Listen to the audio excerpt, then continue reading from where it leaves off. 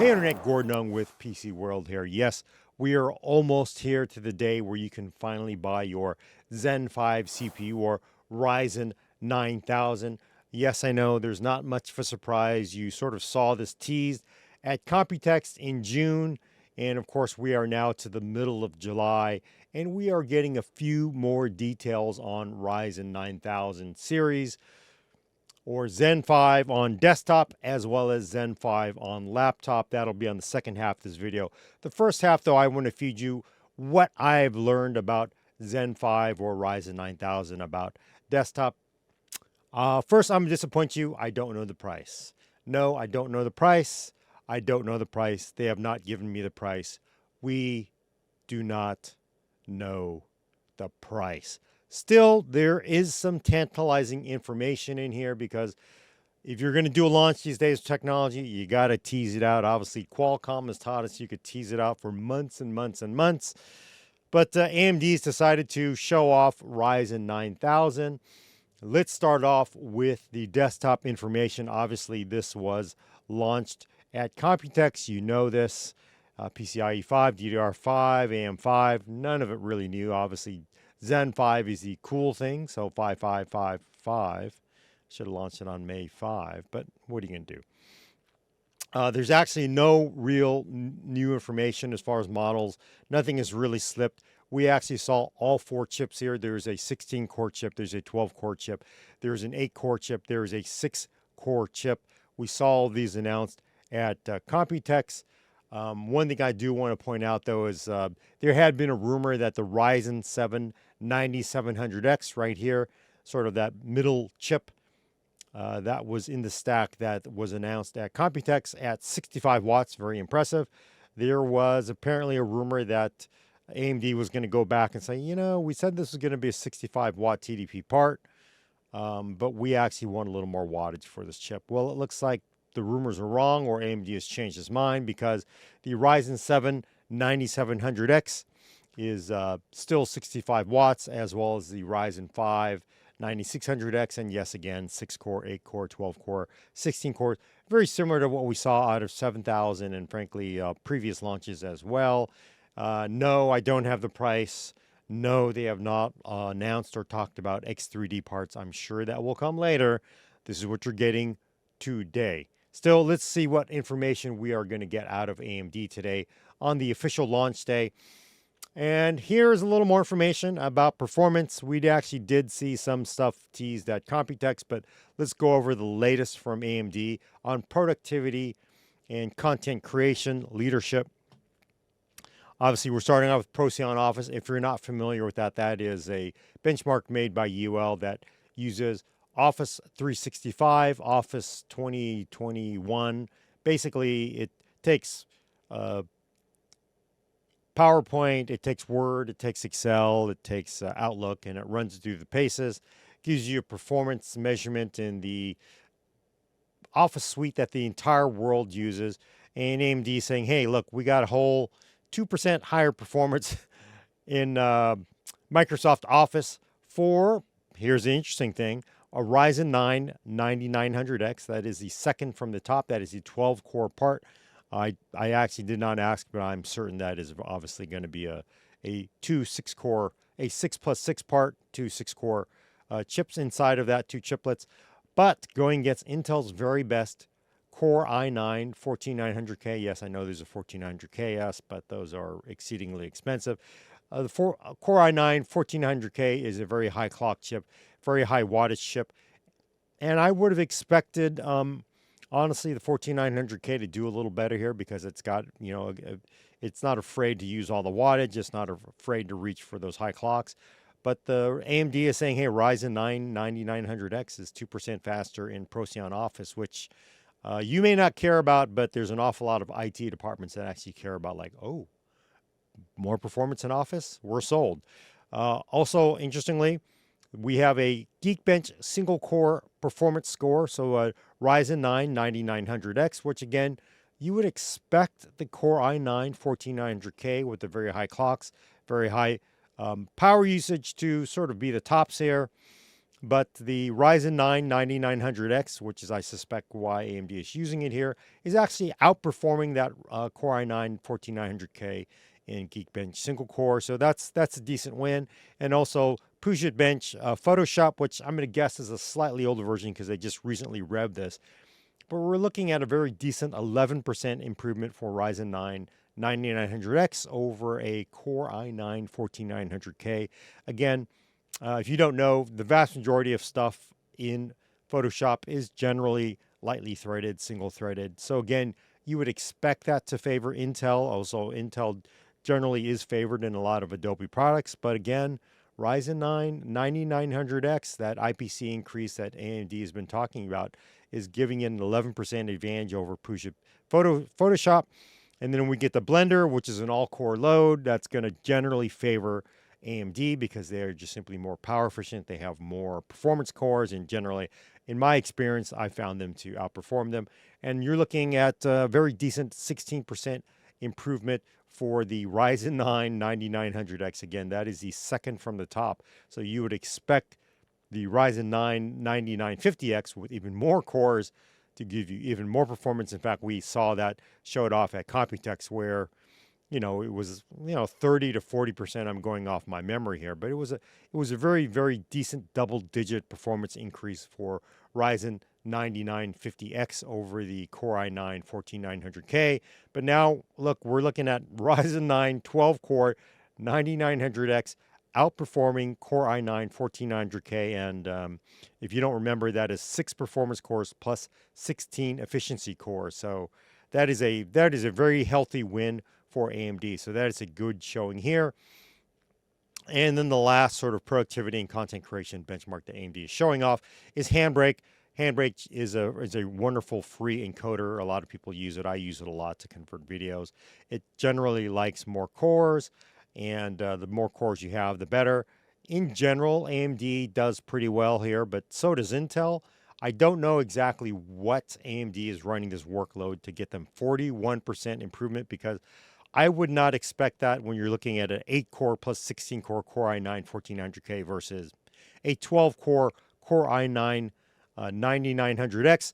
But I'm going to give a little bit of a secret away because I did listen to some of the presentations and dive down a little bit into where AMD is getting this from, because this is not just simply not like our cores are just so much better necessarily. I think where AMD is saying like, yeah, sure, we're more power efficient. Our cores are definitely going to get you, generally better performance per core than say Intel's 14th gen and 13th gen. I've seen this in the past in Blender and other multi-threaded benchmarks.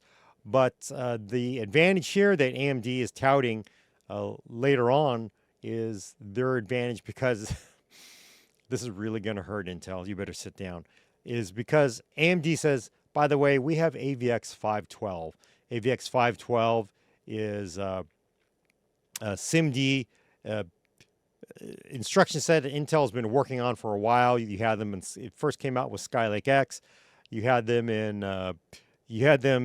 Tiger Lake, I believe. You had them in Rocket Lake. And then when we got along to Alder Lake, 12th gen, Intel had to sort of like turn it off. It was actually in the cores, the performance cores on Alder Lake. But because the efficiency cores did not have it, and frankly, I don't think Microsoft was really good at managing all those threads, they sort of had to turn it off. In 12th gen, on the later versions, they ended up fusing it off, so you couldn't even turn it on. Early ones you sort of cheated on. And then on 13th gen and 14th gen, it was officially not supported. So AVX 512, VNNI, which Intel spent a lot of work to develop and actually go out and work. Frankly, they probably did a lot of the heavy lifting on Handbrake to enable AVX 512 and VNNI, and now 14th gen cannot take advantage of it, but AMD's Ryzen 9 9900X can. So yes, that really stings if you worked at Intel and you worked on the AVX 512 work there, and you just don't have that there.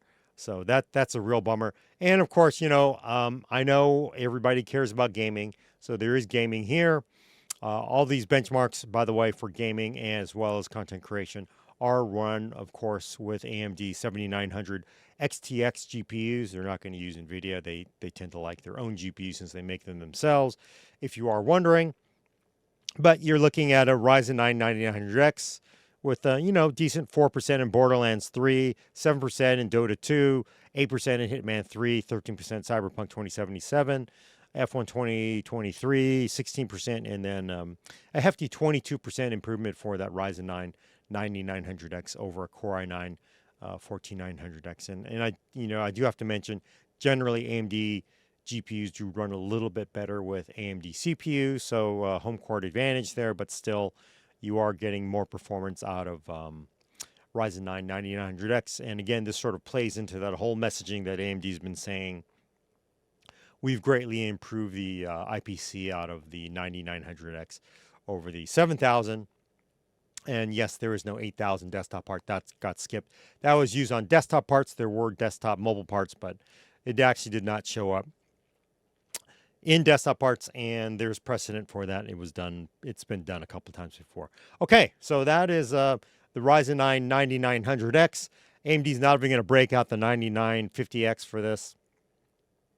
And to go up against the Core i7 14700K, if you don't remember, that is an 8 performance core plus 12 efficiency core part.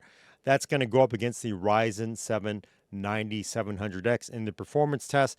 And you can see very similar. Let's go back up. You can see very similar deltas, a little bit better, in fact, for the Ryzen 7 9700X against that Core i7 14700K. Interestingly, they change up the benchmarks a little bit. I'm not sure why they would do that, but 7-zip, they have a 4% improvement for the Ryzen 7 9700X. Procyon Office, where we saw it was fairly close between the 14900K, again, very, very high clocks, versus that Ryzen 9 900X. You're looking at a 7% improvement because the i7 14700K is just not going to clock up as high as that 14900K part. And again, AMD is touting the IPC of the Ryzen 7 9700X, so 7%. So that's actually a fairly decent improvement for Office. Again, you probably would not feel it, but at the same time, winner's a winner, and Office runs the entire world. And Geekbench, let's again look. Geekbench here was 9% for 9900X over 14900K, and we are looking at Geekbench single core of 17%. So 9% for the 14900K versus 9900X. Again, 14900K is a very, very high clock part. 14700K is not going to clock up as much, but you're getting 17% improvement for the Ryzen 7 9700X, 19% for Photoshop versus 11% for 9900X versus 14900K. So again, that you're just getting very, very nice improvements against that 14700K because it just doesn't clock up as high as the i9 part. Intel generally saves the highest clocks for the i9s, and it just shows the hand that the 14700K is just going to be a little bit weaker against the Ryzen 7 9700X and the sort of lighter workloads. And of course, we get the handbrake again, 42% versus 41%. And again, I suspect it's the same thing. You basically are. You definitely get a nice advantage because AMD's cores generally tend to be more power efficient. And then also, again, I suspect whatever workload that AMD is running, that takes advantage of VNNI and AVX 512 because AMD really just wants to rub it in Intel's face that 14th gen, 13th gen, and 12th gen actually don't have AVX 512 even after all of the work that Intel put into developing an AVX 512. Intel actually has something called AVX 10. I think that sort of cleans this all up, but it ain't there yet. So for AVX 512, chickens have come home to roost, and AMD's got an advantage here. For gaming,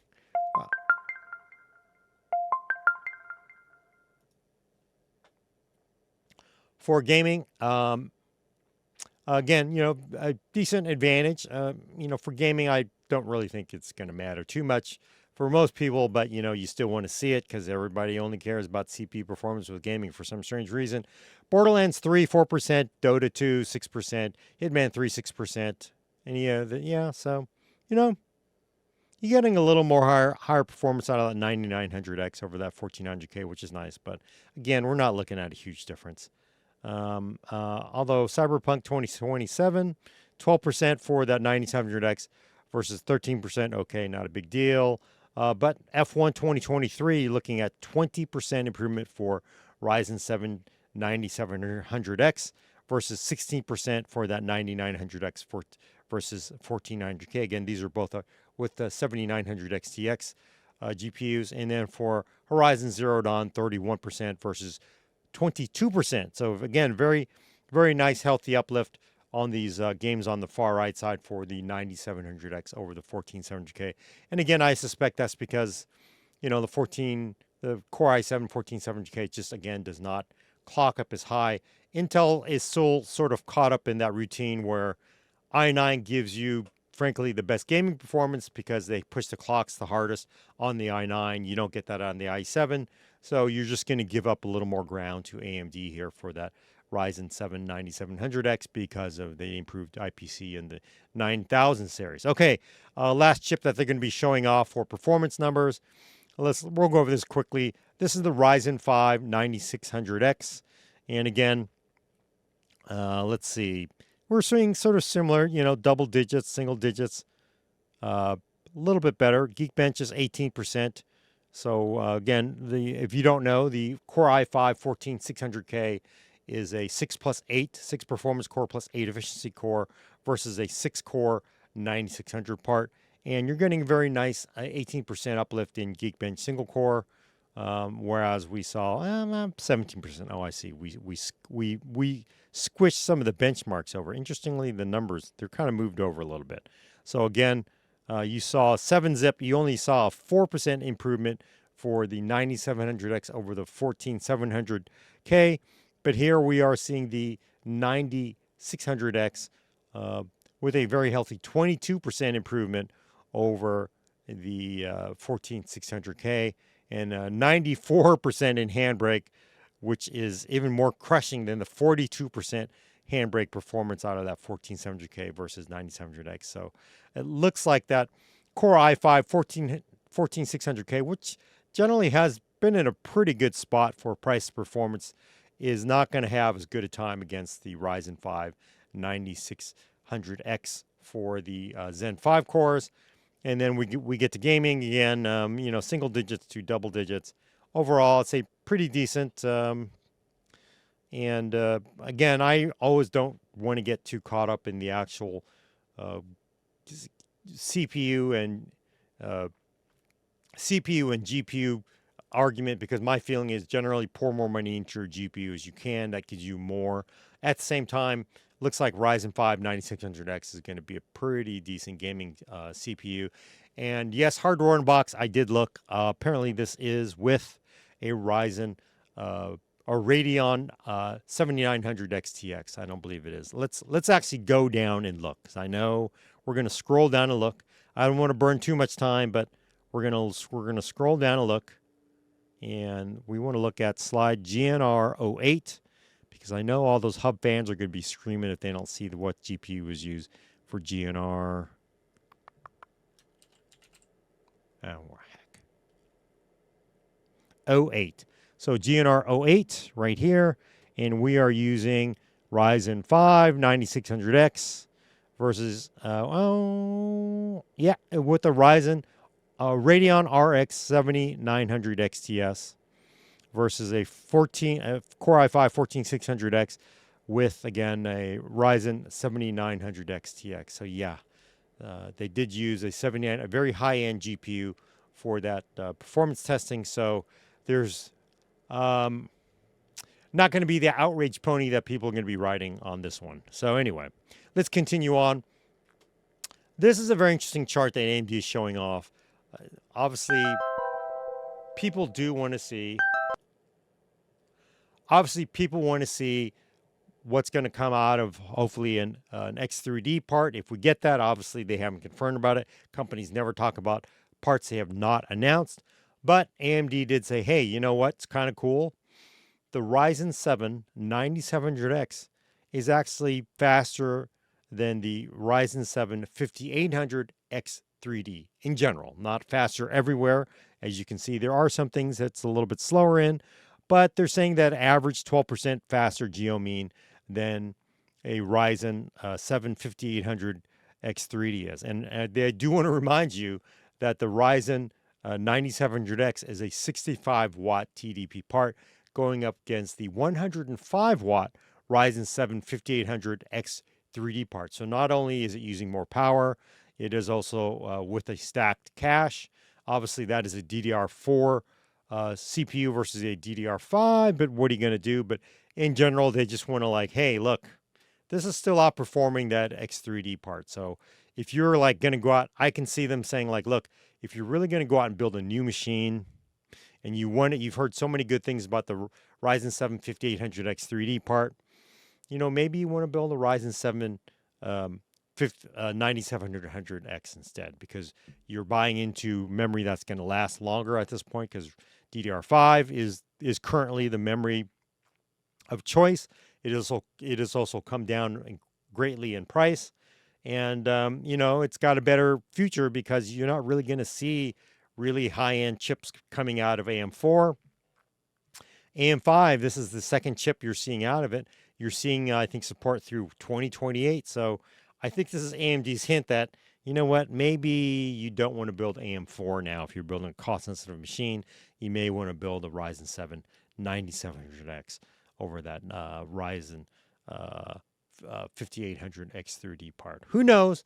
But either way, there's definitely some performance uplifts you're going to get out of the 9700X part.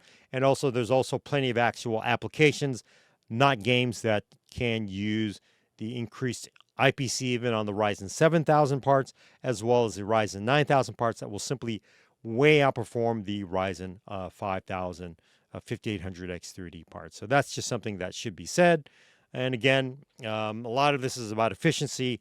AMD says, hey, you know what?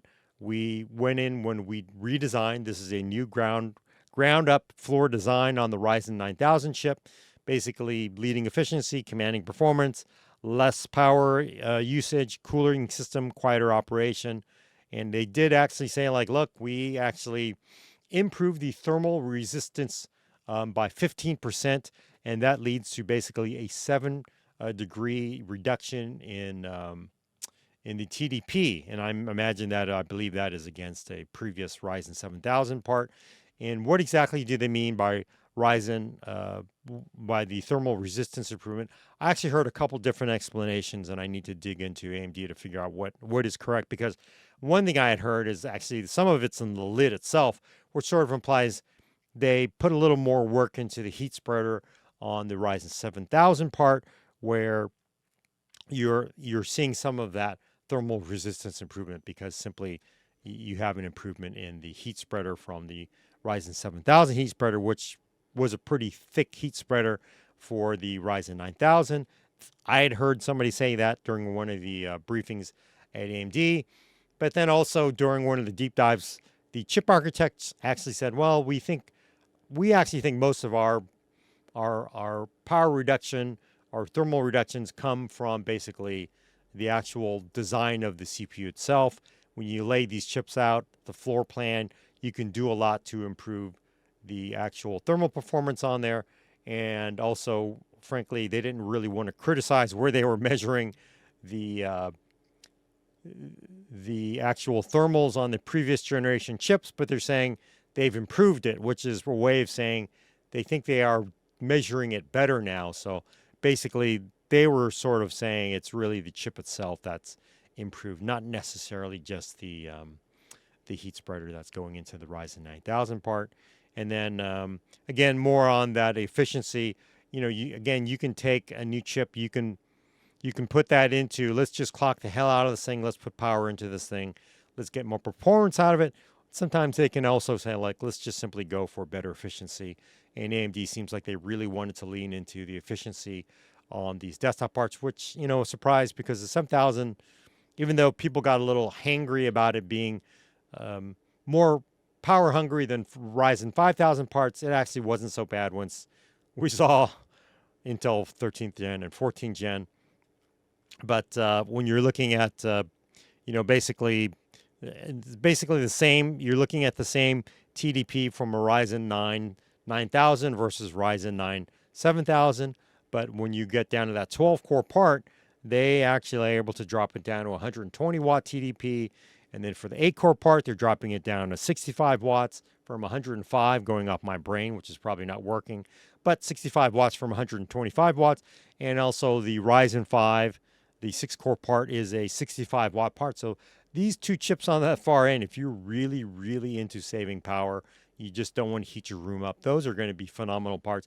And even this one should be, that 12 core part should actually have a very nice message for lowering the heat in your room as well as saving power. So, and the thing is, they're saying like, look, even though we're able to lower power on the Ryzen 9000 series, we're actually still giving you better performance because look, when you're comparing 16 core on 16 core Ryzen 7000 versus Ryzen 9000, we're giving you 22% higher performance in Blender. And again, that is an all-core load. So the fact that they are giving you 22% improvement in Blender all-core load at the same TDP at 16 cores is very impressive. And you're getting 16% more performance out of that 12-core part, yet you're going down to 120 watts from 170 watts for 12 cores. And then for 8 cores, you're stepping down from 105 watt TDP down to 65 watts. You're still getting 11% improvement in performance. And then for the 6 core part, again, going from 105 watts down to 65 watts with a 17% improvement in Blender 3D render. So that is very impressive. They basically took all of their savings and just gave you an overall very much improved efficiency CPU here for Ryzen 9000 is basically the overall messaging, right? And there is a little bit of overclocking stuff. They basically say like, hey, with Ryzen 9000, we're going to give you a GISA support supporting up to DDR5 8000. I think everybody remembers when original Ryzen 7000 came out with DDR5, it wasn't exactly the highest clocks. Everybody would always say like Intel just simply gave you higher clocks in general than you got out of AMD. That wasn't always true, but in general, I would say most people would say you got fairly high clocks out of your DDR5 than you did out of AMD chips. That got somewhat better at the end, but they're saying out of the gate, you're looking at DDR5 8000. Overclocking out of the 9000 parts, so that's really good. And also they have this new thing called new memory overclocking on the fly and memory optimized performance profile. Basically on the fly, it can clock up. You can go for high clocks, if I understand it, or you can also go for low latency depending on what you really need. And it's on the fly. This is something that was actually promised early on when DDR5 was announced as well on the Intel side. What else is new? And there is JEDEC support for DDR5 5600. And basically, memory overclocking is enabled on all AM5 consumer chipsets. So you will be able to get overclocking on all of those chips, period. So nothing is left behind. New curve shaper overclocking feature. Yeah, I'll get into that a little bit. First, we'll talk a little bit about this improvement to PBO. Basically, they're saying you will get a one-stop shop PBO improvement. So you press PBO on a 9900X, you basically see all-core improvement at about 6%, all-core improvement about 15% on a Ryzen 7 900X, and as well as actually, they don't say all-core. They say multi-threaded. So I'm going to have to hedge that a little bit. So we're going to say multi-threaded. I'm not going to say all-core, but we're going to say on a multi-threaded environment, 6% for 9900X, 15% for 9700X, and 6% for Ryzen 5 9600X with clicking that PBO. And of course, this is something that AMD likes to tout. You are going to get the awesome longevity out of AM5 that you got out of AM4. They didn't expect you to get that far, but they actually gave you 9 years of products out of AM4, 145 CPUs and APUs. So far for AM5, they're saying we've given you 38 CPUs and APUs, and we're going to give that, we're going to support you through 2027. So that's through at least another 3 years plus for AM5. So yet some good stuff there. And again, for chipsets, All of these include memory overclocking. Even this B840, which is essentially a replacement for the older A540, I believe, you will get memory overclocking. USB 4 is included on both 870 chipsets, X870 chipsets. The E gives you more PCIe 5 lanes than the 870, but they both give you USB 4. And if you don't know, USB 4, the way the rules are written by Microsoft, means you basically get NVMe 5, you get eGPU support. It's essentially the equivalent of what you will get out of Thunderbolt 4, out of USB 4 on a Windows-based computer, as I understand it. And then, of course, for if you're going for down the cheap sets, you're only going to get USB at 20 gigs. So you might be able to get USB-C, but that's only going to be at 20 gigs. And then for the bottom end, you're basically going to get a base level of USB 3.2 10 gigs. So cheap seats, you're definitely not getting the best USB support out of them. Is there anything else? There's a little bit about AI, which do we care about? Okay. This is just really AMD's burn at Intel because they're saying that, hey, we give you more PCIe 5 lanes, so you can actually run multiple PCIe 5 GPUs at full 16 full bandwidth, and you can actually run your PCIe 5 storage. Whereas on the competitors' chipset and CPU, if you are going to run Gen 5 SSDs with Gen 5 GPUs, you will actually end up giving up something. So AMD is saying, like, what's cool about that is if you are doing AI development on your platform and you need additional bandwidth to your GPUs, you're not going to get that on Intel, but you will get that on AMD. So that is something that they just want to rub it in Intel's face again, because there's definitely a lot of rubbing in their face. And they're saying, like, look, 1400K, with AI acceleration, they're also saying you're getting better acceleration out of 9900X than you are out of a 14900K. 17% improvement tokens per second in Llama and 20% in Mistral tokens per second. So basically, we just want to rub it in your face, Intel, because we can. And yes, they are coming at the end of the month, July 31st. They will be on sale. There have been leaks about these showing up at stores already. And no, I don't have the price. I do not have the price. We do not have the price. But anyway, that's everything we know about Ryzen 9000 desktops. I was going to actually talk about Ryzen 9000 desktops as well as talking about the laptops, but I think this video is running long. Let's break it into two videos. So we're going to snap it in half right now. But that's everything I know about Ryzen 9000. It is, again, a grounds up design. Let me show you. Actually, we can get into it a little bit here because I realized let's just talk about the desktop stuff here. Zen 5, more instructions delivered per cycle. Dispatch and execution expanded with doubled cache data bandwidth. Yes, you can read these slides yourself to AI acceleration. But basically, they just want to show off that, look, internet, we've seen your complaints on the internet. You're saying, hey, this isn't really new. This is just basically Zen 4, Ryzen 7000. What's really new? AMD's like, hey, man, look, we actually put our work into here. Look, branch prediction, less latency, more accuracy, throughput, instruction, cache latency, bandwidth improvement, dual decode pipelines. Do you think we would get Mark Papermaster up on this stage to talk about how this is a brand new chip if it wasn't a brand new chip, internet? You're wrong. It's actually a brand new chip. So increased data bandwidth, floating point vector math unit, execution advances. This is stuff that is way over my head. This is stuff that you go to Tech Potato for. You go to look at a Wendell video because you go to a chips and cheese stuff because, frankly, it's long-haired stuff that generally is like, ooh, this is way over my head. I just want to see the bigger bar better. In fact, this is kind of that bigger bar better. We'll talk about that here because, look, when you're looking at Zen 4 versus Zen 5, 16% average IPC uplift over the previous generation. And I'm going to guess that's per clock given, right? Because that's IPC. But, Far Cry, 10%, Handbrake, 11%, Kraken, which I think they spelled incorrectly there. There's no C in there. That's 12% increase.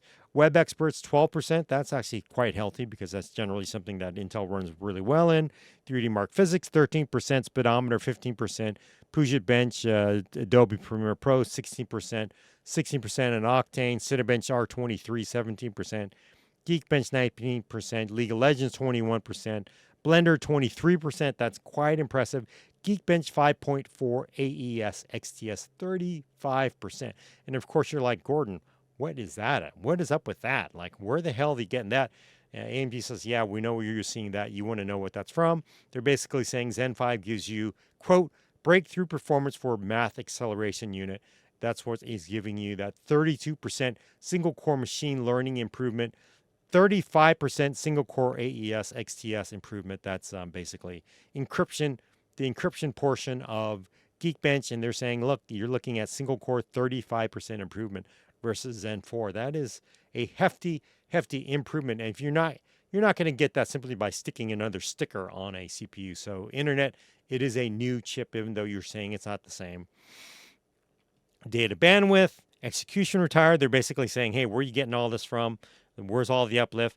Fetch, branch, predictor, decode, op cache improvements, execution retired, dual bandwidth. Basically, that's where all that adds up. Zen 4 versus Zen 5. And the rest of it is actually going to be about mobile. So I'm going to cut this off here. So let's just really cut this off for the desktop part. This is Zen 5. Again, you're going to want to obviously always want to wait for reviews to get them in your hand. You're going to see what they are, but they will be here July 31st. I imagine the reviews will be there around there as well. And then hopefully before now and then we will actually see the price. If you see any leaks, I wouldn't put any stock in them. The way this has worked in the past is these prices are held very, very, very closely at the highest levels of AMD. Sometimes decided not till the very end. Sometimes they have a menu of stuff just to confuse their own partners and their own people who might leak stuff to the internet. So I wouldn't put much faith in it, but we'll have to see if they are priced correctly. I suspect they will be, but again, you're getting a very decent IPC uplift. You're just getting across the board performance improvements, and you're getting basically better gaming performance out of Ryzen 7 5800X3D part out of a mid-range Ryzen 7 part without X3D. So there's a lot of really good pluses here. You're also getting other overclocking improvements, but again, wait for the reviews before you make your final buy. But it looks like Zen 5 will be a serious replacement for Zen 4, and of course, it is a new chip. But come back to PC World's YouTube channel for more videos on what is coming from AMD, specifically on the mobile side, as well as going to PCWorld.com for the latest from the actual AMD event itself. Mark Hochman was down there. He's got the full report, as well as Adam Patrick Murray. He was down on the ground with Willis, so you'll be seeing more videos out of the event. But for now, make sure you come back to PC World's channel and PCWorld.com.